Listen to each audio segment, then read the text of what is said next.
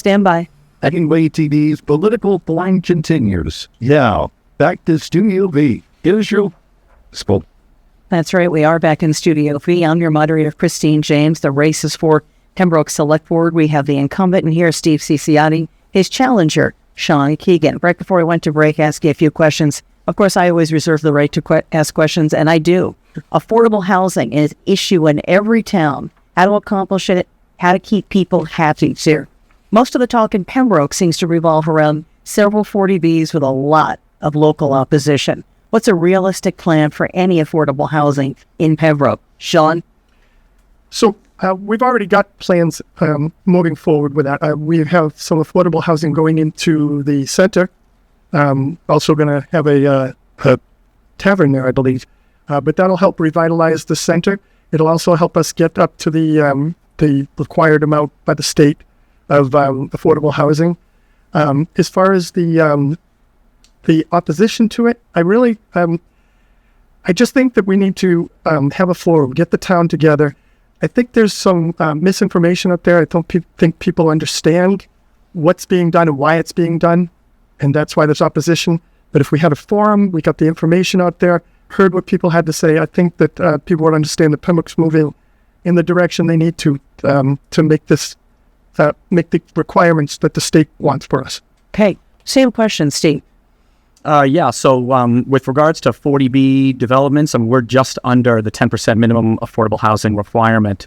And we're likely to meet and exceed this minimum requirement once the already approved 40Bs go in. If so, we would be the only town in the area to regain control of our town from the state and unfriendly 40B developments. Last I checked, none of our neighbors or even those towns throughout the South Shore region have achieved the minimum 40B requirement, hence why you're seeing so much development popping up in odd places throughout our region. So folks understand affordable housing is not low-income housing. Under 40B, affordable means a household making up to 80% of the area median income. For our area, the area median income is $130,000 a year, so that's still a household income of up to $104,000 per year for these units. And once we regain control of our town and zoning from 40B developments, after achieving the 10% minimum, we can initiate conversations with builders to create actually friendly 40Bs that serve the town in the way that we need and we want. So we need to target up to 40% to escape the hamster wheel of always hovering and falling below 10%. This is good. I've already gotten to use this twice. I'm going to ask you about the follow-up question. I did this with some of the state rep races, and I found it was very tough to get an answer. We use that term a lot, affordable housing. It's affordable. It's relative to what things are selling for now. Many of these towns, median income, or whatever house, about close to $1 million. Okay, do you have a number for me that you think is affordable? What's a house that's affordable? Yes. My goodness, what's affordable? It really depends on who you talk to, and they have defined affordable based on the median income, 80% of the area median income. So in this area, quote unquote, affordable would be if your household income is $100,000 a year. Give me a price of a house. Is it $400,000? $400,000. That's affordable. But you're not going to find a house in Pembroke for $400,000 very easily. I'm sure Keegan will tell you that. I'll give him a chance now. Same question, Sean. What do you think's affordable? What's a good number? I want a number. So, you're talking about an entry-level house, someone's buying for the first time. Because we say affordable, but nobody says what affordable is. Yeah, I would say like $350,000 would be affordable. But like Steve said, you're not going to find that in Pembroke. And it's crazy how difficult it is. These kids coming up today, they just can't get their foot in the door on home ownership because the prices are just out of control. So I don't have the answer for that. We need to think of something. I mean, my kids, getting a house in Pembroke is not on the horizon for them. They said they wanted to stay with you forever. We didn't. Yeah, well, we made it very comfortable for them, so I don't know if they will ever leave, but But that's, it's such the number that people say affordable, even if we build them, it's so tough because we said these numbers. When's the last time you saw home prices in this area? And this is numbers. And this is such a broader discussion to have too. There's issues with, of course, inflation at the national level, but there's a lot of policies and laws on the books for the state of Massachusetts that are pushing people out because of the lack of affordability. So I think there needs to be some action at the state level that's creating a lot of pressures. Do you want another 30 seconds? Since he wants a longer discussion, but that's not going to happen tonight. Yeah, no, I mean, we're not going to solve this problem here. But, I'm not sure that's something that the select board can take care of. But he's right that at the state level, hopefully they can address the issue. Okay. Let's go to Tom Gorman. Questions for our candidates tonight. In a related matter, what are your thoughts about accessory dwelling units? The state is now not requiring homeowners to live on the property. Could this result in properties being turned into rentals? Let's start with you, Sean. I actually think it's a great thing, and it's good for our aging population. In Pembroke, I think we just went over 5,000 residents that are seniors, which as of July, I will be one of them. But We'll not get there. yeah, but the ADU can make it so they can stay independent, to keep them from having to go and into some housing development that they don't want to be in. They can stay in place with an ADU. So I think ADUs, it's very good. I think it, as far as it becoming rentals, that's something that we can address with bylaws and regulations to keep it from getting out of hand. But I think it's a good thing. Okay, same question, Steve. So the town of Pembroke had some ADU bylaws on the books to start with. And we were actually moving in the direction to kind of open that up a little bit. That was part of our master plan. And then the state clearly recently came in and said, you know what, we're going to make it allowable everywhere. So we're actually doing a little bit of cleanup in terms of our bylaws, our zoning bylaws going into town meeting to match the state. And it's going the direction that we were going to go anyway. So I do think the ADUs are very good. It empowers private property owners without imposing high density housing, which I think understandably upsets a lot of people in town because they came to Pembroke to enjoy the low density suburb feel. That's why I came here. So accessory dwelling units is a way to empower private property owners while adding an additional supply of housing units. And just like Sean mentioned, it's going to be really good to allow folks who are older to move into the ADU units, maybe support their families a little bit more while their kids grow up, and then everybody can stay connected. I think that generational support is hugely important. Did anyone do a follow-up with that? I know just from questions we've gotten about ADUs, people think that somehow people are going to find ways to work around that, and turn some of these neighborhoods into like purely rentals, people coming in, buying properties and having double rental properties on the property. You're not afraid of that? I mean, I think we shouldn't go into this with fear to start. I mean, it's something that we have to open up to because we need that supply, we need that development, but we want to maintain guardrails and control over it. And ADUs are a great way to do that because of the empowering nature of it.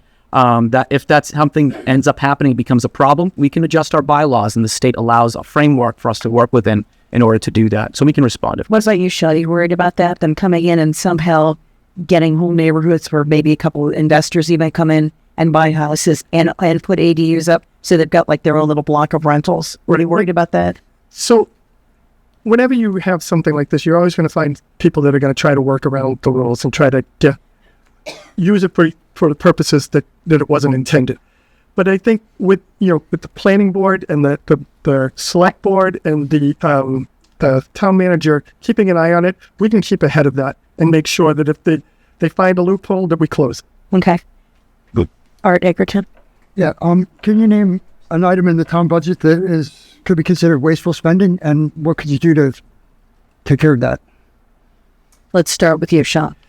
So I'm not the incumbent. I'm not on the board. I've seen the budget. I know the big items, the numbers that are on there, but I couldn't tell you about wasteful spending in it. From what I saw when Bill Chenard presented it at the select board, I don't think there is much waste in it. I think Pembroke does a pretty good job of really keeping the budget clean.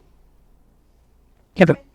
Same question, Steve. I would say Sean is right. We do a great job of staying lean and mean. So you can comb through the budget. We went through it of the budget season line by line, and things are tight. And if I see anything, you can focus and you can see the trends over time because we'll have the column data that shows over time the last 5 years, and you can hone in very quickly to see what happened with this spike here. Why do we have this dip?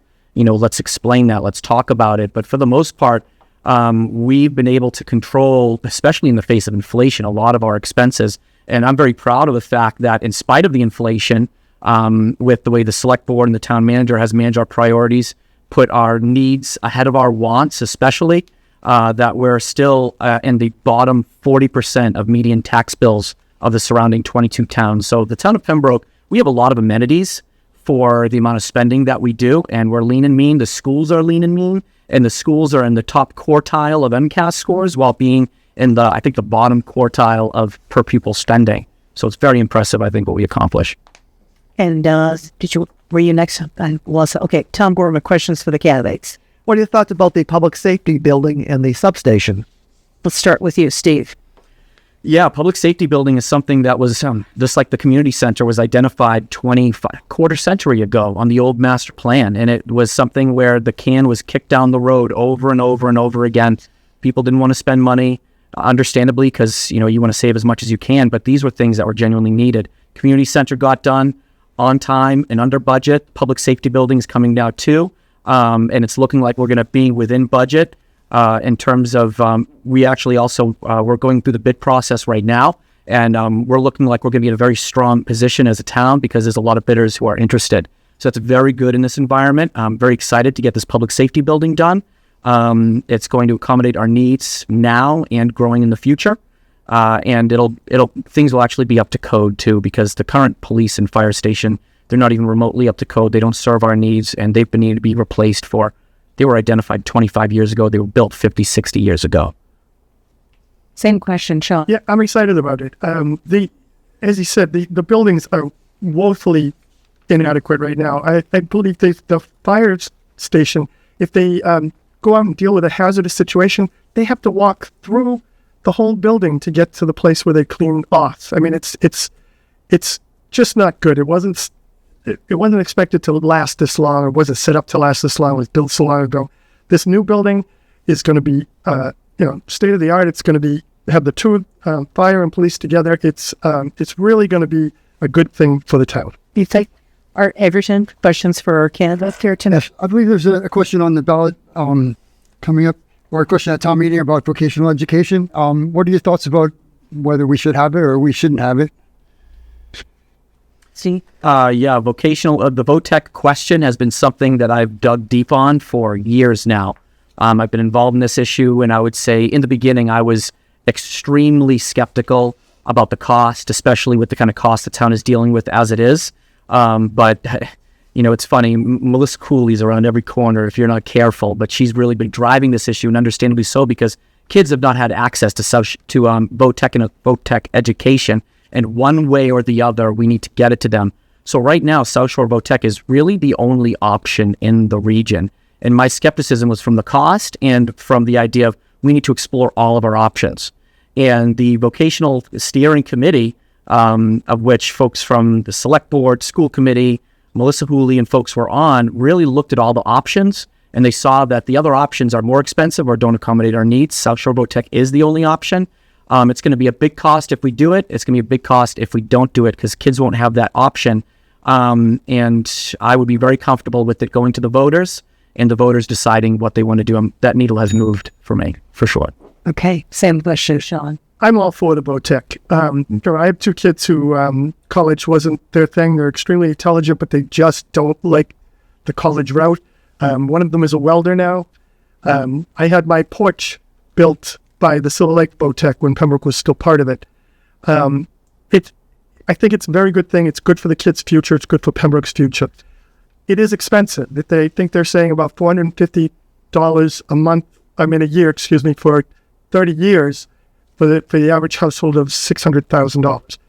That's a lot of money, and that's a concern for people. So I would love to see a forum for people to talk about it and hear their concerns, but I'm all for it, and I think I would love to see Pembroke become part. You're kind of listening to a political forum here. The race is for Pembroke Select Board. We have both candidates in here, Steve Ciciotti and Sean Keegan. We're going to go to break, but just let you know, during the break, we're going to mix it up here a little bit, because I'm going to hand each candidate a piece of blank paper and a pen. You have to give back the pen because I'm low on pen. No promises. And I want you to write down the question that you would like me to ask your opponent. and we'll go to these, and we'll go to this after the break. We'll be back right after this. WATD's political forum continues. Now, back to Studio B. Here's your moderator, Christine.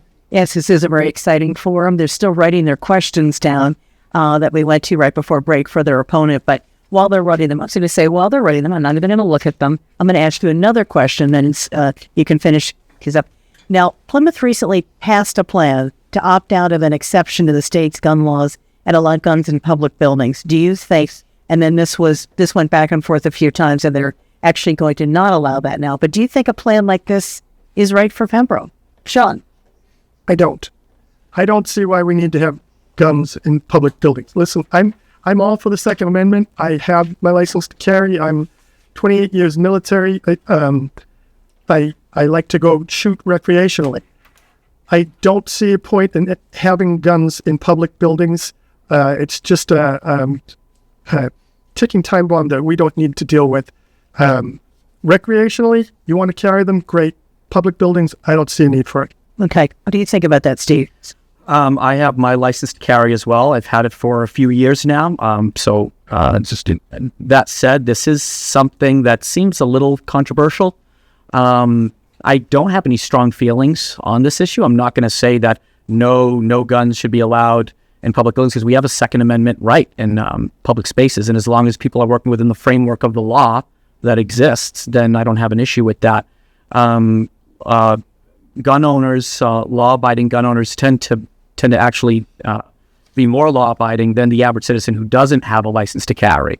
So there's some interesting things to think about there. I'm hesitant to put excessive bans in place for something like that, especially with Pembroke, which is such a strong gun-owning culture. But again, this is not a hill that I'm going to die on either side of it. Okay. Let's go to you. Tom Gorman. There's a citizen's petition in the annual town meeting to discontinue fluoridation of the town water. What is your position about that on that? Sean? So I didn't know a lot about it, but I have talked with one of the candidates running for the health board, and I'm not going to get the numbers exactly right, but for every dollar we put in fluoride, we save, I believe she said $20 to $22 on teeth care, dental care.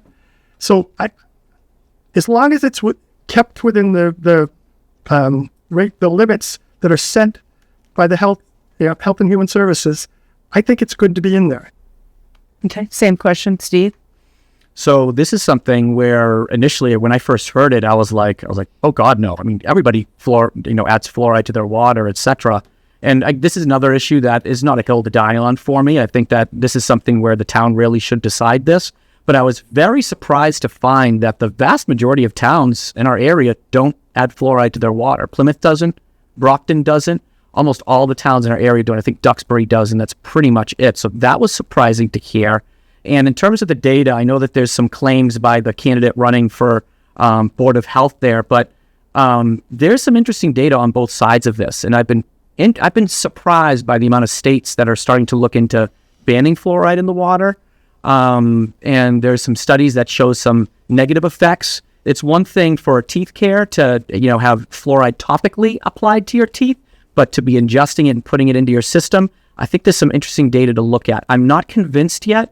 But it's not without merit. It's something that we should have a discussion about. Yes. Let's go to Art Egerton, Pembroke Town News. Questions for the candidate. Thank you, Christine. How do you feel about the transportation options available in the town? Can all residents affordably get where they need to go? And if not, how would you improve the transportation in our city? Steve, what's the story? We need more sidewalks, number one.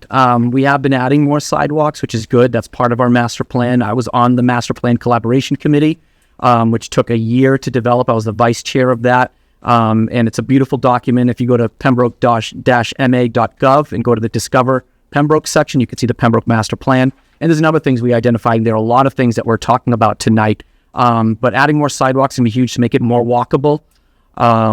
Bike lanes was actually something where I was convinced for. At first, I was like, bike lanes, why do we want to be adding bike lanes everywhere? It sounds dangerous, etc. I was very much against it. But I was convinced that bike lanes are probably not a bad idea as long as they're on the side. It's a place for bikers to more safely ride, and they're going to be doing it anyway. So I think we need to make it more bikeable, more walkable. And we do have GATRA. We could leverage GATRA more. We don't leverage GATRA sufficiently, and it is something that we have as a service in our town. Okay. Same question, Sean. I agree that it would be great to put bike lanes in, but if you look at the roads in Pembroke, most of them are pretty tight. Putting a bike lane in would be rough. I think we'd have to do a lot of work to make the room for something like that. It would be nice. I would love to see that. The sidewalks, we've got a lot more than we ever did before. We'd love to keep adding them in the future. GATRA is around the South Shore, and I don't think it gets used enough in Pembroke. You don't see it much in Pembroke. I see it in the surrounding towns a little bit more. So we should leverage that a little bit more. Okay, now I know people were dying to know what these questions were. You guys are not mean enough. You're not insulting enough. I was about to say, hey, why don't we say something nice about each other? And he say something nice about me, I'll say something nice about him. We're both very civil, which is good. Some people can't. This is good. You stick to the issues. Sean would like to know from you, Steve, talk about your view on Pembroke's growth, both residentially and commercially. So, residentially speaking, the vast majority of the tax burden is on the residents. So they carry most of the tax burden, and we do want to shift that a little bit more to the commercial side, but we desperately need more commercial development. So we need to do more to attract commercial development. We need to make sure that we're not putting barriers up for commercial development to come in. We need to be open to, we need to improve the perspective or the opinion that is out there that Pembroke is a rough place to do business in. I think it used to be the case. It's not anymore. If you come to the select board, you come to the planning board, we're very open to making accommodations in order to bring more commercial development in. But yeah, we do need more commercial development, especially. And when it comes to residential development, there's the 40B situation is really the big pain point, I think, for people, and rightfully so. We do need to bring in some more development. You can't not have development because Prop 2.5 is going to limit your ability to raise funds, and inflation is going to outpace your operations. Okay. That wasn't so bad, right? No, I didn't get so bad. No, thank you. I appreciate that. And your question from Steve, what will you bring to the select board from a financial and analytical perspective? So thanks, Steve, for that question. So financially, that's not, I'm not a financial person. I know numbers because in the military, I was in the military for 28 years. I had to run the budget for a battalion doing their signal, which is all the radios and the hardware to stop the IEDs from going off. So I was in charge of $60 million worth of equipment, and I do have to have the numbers and the reporting for the numbers. Civilian side, I don't do that. I'm an IT person, and the numbers aren't where my strength is. My strength is more leadership. I've led all kinds of diverse groups of people, and I know how to bring people together and work to come up with a solution that works for everybody. Thank you. Both of you, how much do you think national politics influences the local dialogue around local politics in Pembroke? Sean? So that's kind of why I'm running. I think too much. I think there's too much of the culture war stuff going on, and it detracts and takes away from the things that Pembroke really needs to concentrate on. I think we need to get back, refocus and get back to what's going to make Pembroke have a better future. This other stuff is just noise, and it's just dividing us. And I don't think it has any place in smaller town politics. Okay. Same question, Steve. So it's a very interesting question, and the answer that Sean gave is very interesting because I was elected to remove identity politics, national politics from the town government, and that's what most people would tell you that I've done. A lot of people are very upset about the national politics that were being brought to our Pembroke town government in 2020 and 2021 under some previous members of the select board. And I would say that I brought a lot of balance actually to the select board. Cultural issues, it's not something that the select board is doing, so I'm not exactly sure where that's coming from. The national politics is something that we try to avoid. We have a pretty good mix of people on the select board. We deliberate and don't always agree on things. But when we do disagree, we do it deliberately, we do it thoughtfully and productively, and oftentimes, even if there's a single vote or minority vote, we move forward. So, I think that there's, no matter where you go, there's going to be national politics. I think they should be avoided as much as possible. And it's unfortunate when I see some of the attacks that people are doing nowadays. You're really attempting me with this bell here. Right? I just want to push your buttons, your bells. I actually got some use out of this tonight. Let's go now again to, I believe it was your turn, Tom Gorman. The town meeting proposal to ban single-use plastic shopping bags. What are your thoughts on that? Dave? So this was a citizen's petition, but it was withdrawn. So it shouldn't be up on if I recall, it was taken off or withdrawn from the town warrant. It's something that I didn't see anyone really pushing for. So I was surprised to see it come up. I would, let's say hypothetically, we did still have it, I would be against removing that single-use plastic bag ban. I think what's in place is fine. I think everybody's used to it. And there's really no need to upset any of that at this time. If that was still on the thing, still in the warrant, would you go for that, Shai? My wife and I actually discussed this not too long ago. I would love to see the numbers to know, plastic is bad. I get it. But all the paper bags, you're cutting down more trees. I don't know where the line is. So I don't think it's something that we really need to focus on right now. There's actually one thing I could add some value. 30 seconds. Yeah, absolutely. Though I think one big reason, the value add to having, and again, it's not something that I would die on the hill for, but the plastic bags are really bad for the recycling machines. So when you send the plastic bags, you put them in the recycling, and then, people think that it's okay, and then they all go into the recycling machines, they bind them up, and then the town gets hit hard on our bills for using recycling, and then we don't get as much money for that. Do you want another 30 seconds to talk about plastic bags? Well, I wasn't aware of that. And if it's costing the town money and then yes, I would say we should get rid of them. But, I haven't seen numbers. I'd like to know more about it. So I'm not dying on the hill either. Okay. We're going to ask you later what you're willing to do. Yeah. We're going to go to a quick break and be back right after this.